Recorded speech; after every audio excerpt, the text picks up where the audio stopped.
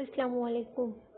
मैं हूँ जीना चौधरी। आज हम पढ़ेंगे यारे दिल कलाम इस कलम रहीला खान किस नंबर 8। वो उदास सी बालकनी में खड़ी थी। पिछले वीक से शम्स खान रात देर तक वापस आता और सुबह इसके जागने से पहले ही चला जाता। रुशानी सुबह उठकर इसको ना पाकर उदास सी हो जाती। वो बखूब जानती थी कि शम्स खान इग्नोर कर रहा है, पर क्यों?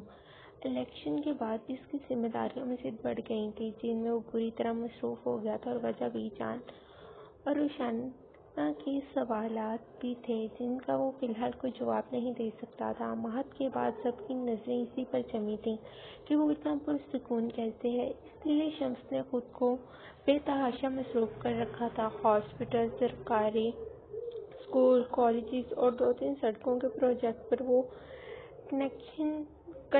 कंस्ट्रक्शन कंपनी और इंजीनियरिंग से मुसलसल मीटिंग्स कर रहा था। साथ ही सीएम के साथ कुछ ज़रूरी अमवाद पर तबादला ख्याल कर रहा था और इस सिलसिले में वो सिर्फ 2 से 3 बार ही घर आया था, वो भी इन सब के जागने से पहले ही निकल जाता था। आज चूँकि ज़मीन खान से निपट कर वो कहीं भी जाने की बजाय सीधा हवेली आया, मतलब बाकी सारा वक्त वो अपनी शरीकी हयात को मनाने में सर्फ करने वाला था। जानता था रुशाना ने दिल में क्या क्या वहम पाल कर बैठी होगी, जिन्हें ख़त्म करना हद ज़रूरी था। रुशाना ने काफ़ी देर तक वहाँ खड़ी इसे अब थकन सी महसूस करती कमरे में आकर काउच पर लेटकर आंखें मूंद गई। इसे लेटी कुछ ही देर हुई थी जब धीरे से दरवाज़ा खोले कमरे में आया। निगाहें सामने परिपक्व हसीन चेहरे पर पड़ी। पर्पल रंग के सिल्क के सूट में जिसके दामन और साइड स्लैट पर गोटी किनारी लगी, साथ पर्पल नेट का दुपट्टा शानों पे फैलाए, बालों को कैचन में कैद किए, मेकअप से पाक चेहरा, पलकें आरज़ुओं पे गहराए, वो आरामदेह हालत में लेटी थी। शम्स खान का दिल इसको देख बेतहाशा धड़क उठा था कि नजरें भी साख्ता इसके नाक में पहननी बाली पर गई थी। व्हाइट गोल्ड की छोटी सी बाली इसके नाक में इंतहाई खूबसूरत लग रही थी। नजरें नाक से फिसलती सुर्ख पंखुड़ियों पर आन ठहरी थी और इसे हलक में कांटे से चुभते महसूस हुए थे। तभी निगाहें ने मजीद गुस्ताखी पर आमादा हुई थी कि मजीद फिसलती इसकी गर्दन पर ठहरी, जहाँ आज फिर से वही बारीक चैन इसका मुंह चढ़ा रही थी। शम्स ने शर्बान निगाहों से इसकी गर्दन से चिपकी इस चैन को देखा था। इसने मना करने के बावजूद भी इसने अपने नज़दीक तरीन कर चुकी थी, जबकि शम्स ने वाज़ेह लफ्ज़ों में कहा था कि वो कहाँ बर्दाश्त कर सकता है इसके अलावा कोई भी चीज़ रुशाना के करीब हो, और वो तो इस चैन को गर्दन से लिपटाए हुए थी। गोया शम्स खान से नाराज़गी जताने की खातिर इसे गर्दन की जीनत बनाया गया था। रुशाना की नाराज़गी जाहिर करने के अंदाज में शम्स के लबों पर दिल मोल लेने वाली मुस्कुराहट रक्स कर गई। इसके चेहरे को नज़रों में बसाए वो धड़कते दिल और शोरदा जज्बात को ताखियानी पर बांधे कोट उतार कर कमीज के कर्व फोल्ड करता गिरबान के ऊपरली 2 बंद खोलकर इसकी जाने बढ़ा, जिसमें इसका सुकून पोशीदा था, जो इसकी सांसों की जमानत थी, इसका इश्क थी। जाने अनजाने वो इससे बहुत ज़्यादा तंग कर चुका था कि दिल पर एक बोझ सा महसूस हो रहा था। इसका कमलाया चेहरा शम्स खान को बुरी तरह से बेचैन कर गया। शम्स खान लम्ब खींचे इसके करीब आया। इस्तखाक बड़ी निगाहें इसके शुआएं बिखेरते सरापे पर जमी थी। वो दोनों हाथ पेट पर रखे सुकून से पड़ी इसका सुकून गायब कर गई थी। शम्स की निगाहें इसके पैरों पर पड़ी, जहाँ टखनों से कुछ ऊंची कैपरी से झलकती पहला बिताब से इसके दूधिया पाँव से चमकती इंतहा की खूबसूरत लग रही थी कि शम्स के जज्बात का बंध पूरी तरह चटक गया था। वो सरापा क़यामत बनी सामने खड़े वजूद को शिकस्त खुदा कर गई थी कि दिल में मचलते जज्बात शम्स खान को बुरी तरह कैद करते इसमें शिद्दत से भर गए थे। जब वो खोकर दाएं बाएं हाथ रखता, इस पर किसी घटा की माने छा गया। इसके पाँव इसके नाजुक पाँव में उलझ से गए थे, जबकि वो धड़कनों के व्याकुम پن اور بھڑکتے جذبات لیے رخسانہ کی گردن پر جھک گیا۔ اس کے لمس میں شدت تھی، جنون تھا کہ وہ کچی نیند تھی۔ یکدم خود پر بوجھ محسوس کرتے، گردن پر سلگتا پرحد سرسراتا لمس محسوس کر کے اس کی نیند بھڑک سے اٹھی تھی۔ اس نے سکھ ڈوروں والی نگاہوں سے خود پر جھکے شمس کو دیکھا، جو اس کے جاگ جانے پر اس کے شانے پر لب رکھتا، اس کے بالوں میں چہرہ چھپا کر ان کی خوشبو سینے میں اتارنے لگا۔ اب بھی نہیں آنا تھا۔ بے ساختہ اس نے اس کے شانوں پر ہاتھ جمائے اس کو خود سے ہٹانے کی کوشش کرتے بے رخی سے کہا، جبکہ آنکھوں میں آنسو جمع ہوئے تھے۔ گویا اب اسے خیال آ گیا کہ نویلی دلہن کو انتظار کے چولہے پر لٹکا رکھا ہے۔ اب تو آنا تھا، مزید دوری برداشت نہیں تھی۔ دل تڑپ رہا تھا آپ کو باہوں میں سمانے کے لیے، آپ کو محسوس کرنے کے لیے۔ وہ اس کے کان کی لو کو لبوں میں دبا کر ہلکا سا بائٹ کرتے، آنچ دیتے لہجے میں بول کر رخسانہ کو سکانے پر مجبور کر گیا تھا کہ اس کی بوجھل آواز میں کی گئی سرگوشی رخسانہ کی بے رخی کی حالت دیوار کو پل میں گرا کر ریت کی مترادف کر گیا تھا۔ جو کہ سرکتی ہوئی زمین بوس ہو چکی تھی۔ ہٹیں۔ وہ تیز تیز سانس لیتی بولی، ہرگز نہیں۔ آپ سے دوری میں دل بند ہونے لگتا ہے، سانسیں سینے میں الجھ سی جاتی ہیں، جینا مشکل ہے آپ کے بنا۔ آپ کا وجود، آپ کی خوشبو، آپ کا لمس میرے جینے کی وجہ بن چکا ہے۔ دور ہونے کا تو سوال ہی پیدا نہیں ہوتا ہے رخسانہ۔ وہ اپنا بوجھ اس پر ڈال دے، مضبوط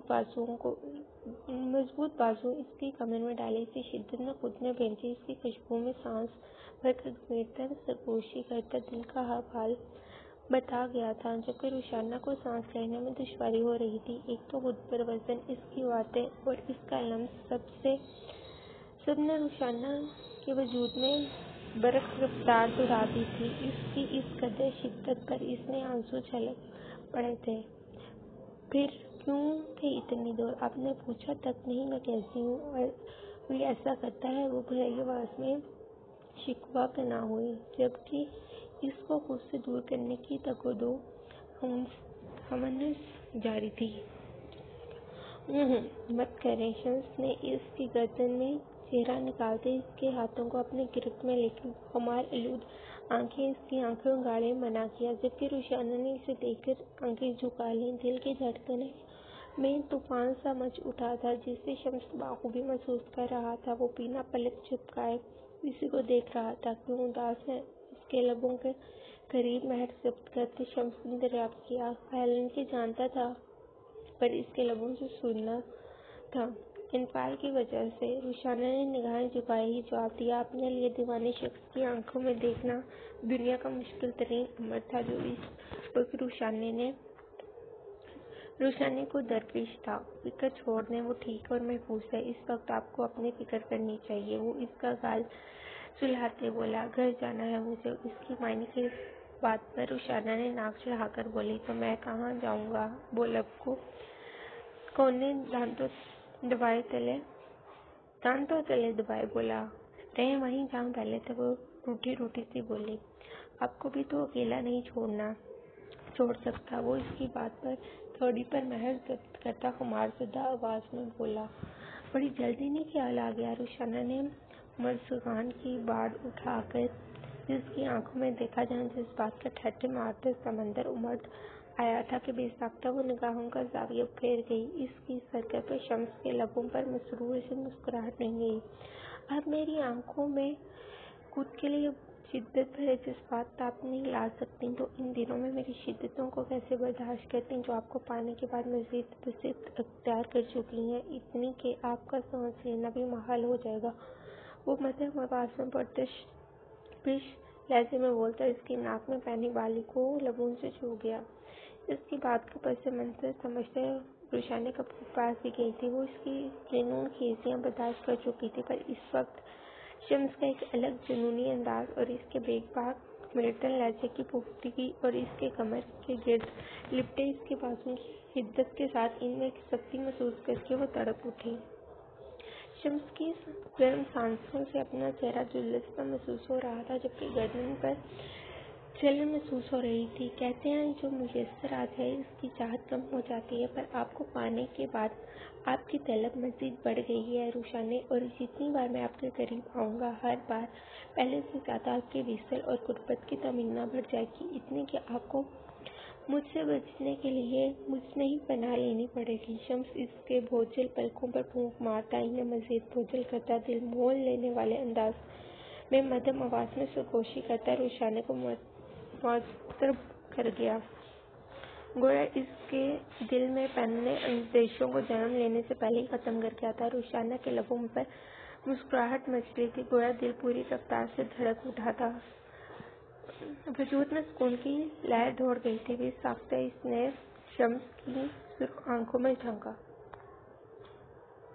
जब इसने बड़ी अचानक से आगे बढ़ के शम्स के माथे पर अपने लब रखते बिना कुछ कहे बहुत कुछ कह गई थी कि शम्स ने आंखें मूंदे इसके नरम गरम लब्स को महसूस किया, जबकि कमर पर गिरफ्त मजबूत तर हुई। कुछ लम्हे यूं ही से रखे जब शम्स खान ने आंखें खोलकर बड़ी अचानक इसकी सांसों पर पहरा बैठा दिया था।